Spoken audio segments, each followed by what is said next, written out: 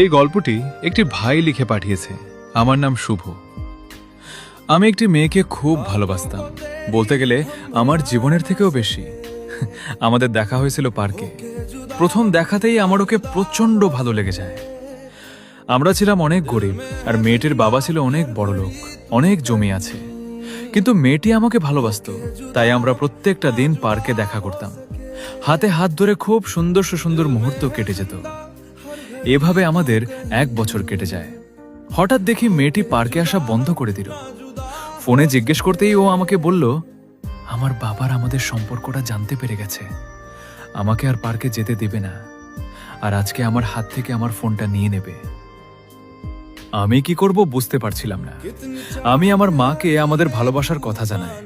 মা রাজি হয়ে গিয়েছিল। তার পরের দিন ওদের বাড়িতে বিয়ের প্রস্তাব নিয়ে গেল। মেয়েটির বাবা মারা আমার বাবা মাকে অনেক ছোট কথা বলে ঘর থেকে তাড়িয়ে দিয়েছিল এবং বলেছিল, তোমরা অনেক গরিব, আমার মেয়েকে তোমাদের ঘরের দেব না। আরে, এভাবেই আমার ভালোবাসা চিরতরে হারিয়ে যায়। অনেক ভালোবাসা আছে যেটা টাকার কাছে গিয়ে হারিয়ে যায়। ভালোবাসা হয় টাকা পয়সা দিয়ে নয়, ভালোবাসা হয় দুটি মনের এক হওয়া।